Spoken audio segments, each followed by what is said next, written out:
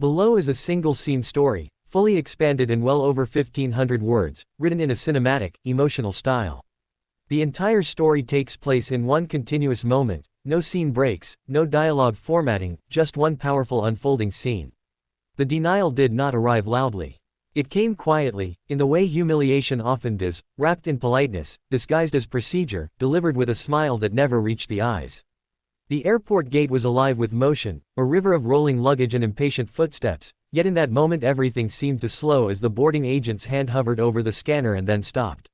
The woman standing before the counter had already extended her boarding pass, her posture calm, her expression composed, the kind of stillness that comes from years of learning not to react too quickly.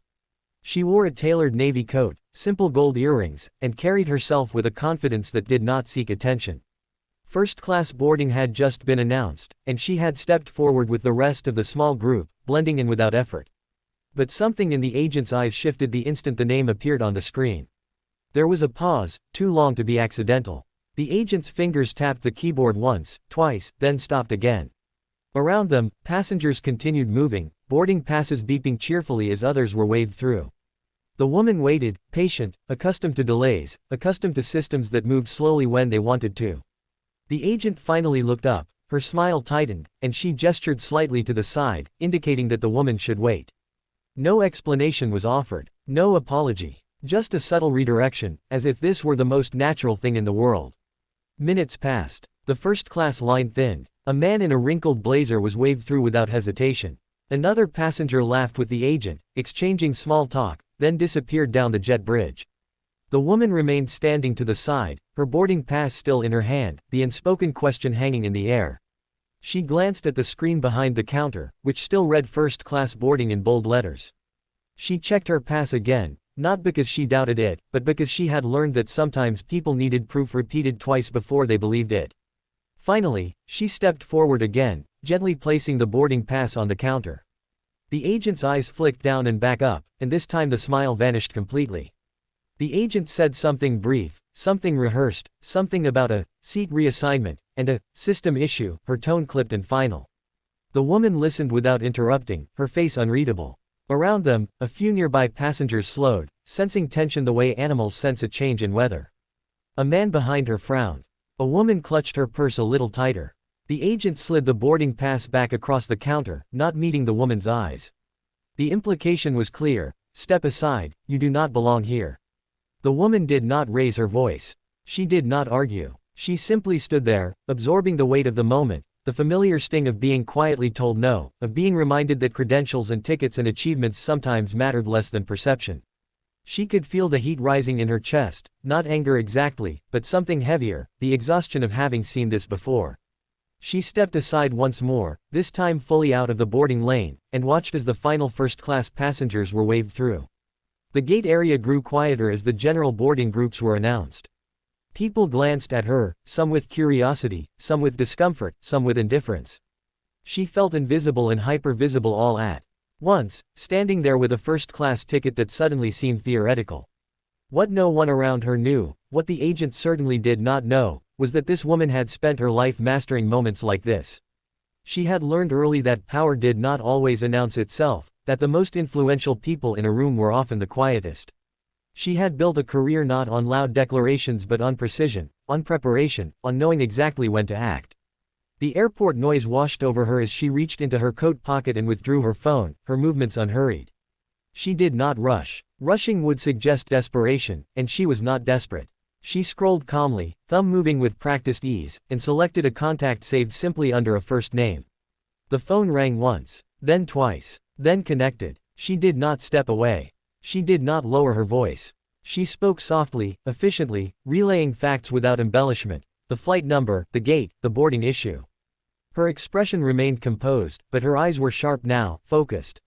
Whatever was being said on the other end caused her to nod once, slowly, as if confirming something she already knew. As she ended the call, the agent glanced up briefly, irritation flickering across her face at the sight of the woman still standing there. The general boarding announcement echoed overhead. A line began to form again, longer this time, messier. The woman remained exactly where she was, just to the side of the counter, neither obstructing nor retreating. She was waiting. The change came subtly at first. A supervisor approached the gate, her stride brisk, her expression serious.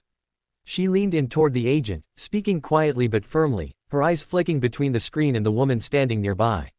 The agent's posture stiffened. Her fingers hovered over the keyboard again, this time moving faster, more urgently.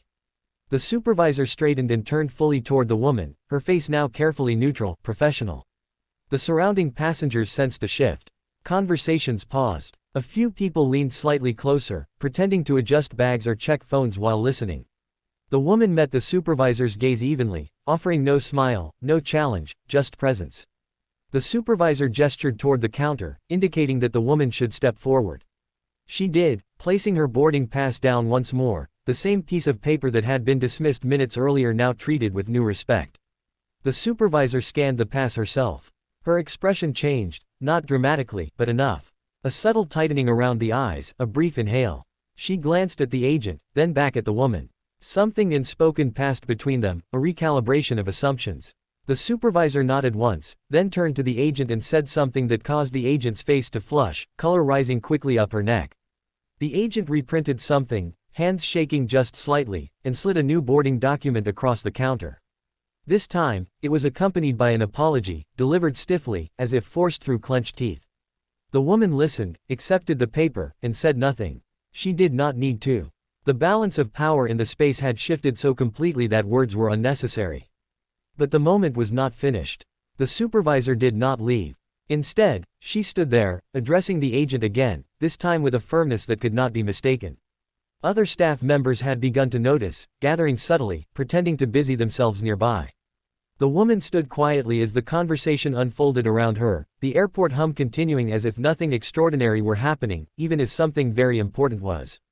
The supervisor gestured toward the jet bridge, then toward the agent's terminal. The agent nodded repeatedly, her earlier confidence gone. The supervisor then turned back to the woman, her tone now careful, respectful, offering assurances that went beyond the seat itself. The woman acknowledged them with a slight nod. She did not gloat. She did not smile. Vindication, for her, was not about triumph, it was about correction. As she finally walked down the jet bridge, first-class boarding long finished, the space seemed different. A few passengers avoided her gaze. Others watched her with something like awe. One woman offered a small, approving smile. The woman walked steadily, her heels clicking softly against the floor, each step measured. She took her seat without ceremony, placing her bag carefully in the overhead bin, smoothing her coat as she sat. Only then, as the aircraft door closed and the hum of the engines deepened, did she allow herself a quiet breath. Not relief, she had never doubted the outcome, but acknowledgement. Moments like these were never just about a seat. They were about being seen, about systems being forced to confront their own blind spots, about reminding the world that assumptions could be expensive. The plane taxied forward, and outside the window the airport lights blurred into lines of gold. The woman looked out, her reflection faintly visible in the glass, and allowed herself the smallest smile, not for what had been taken back, but for what had been demonstrated. Power did not need to announce itself.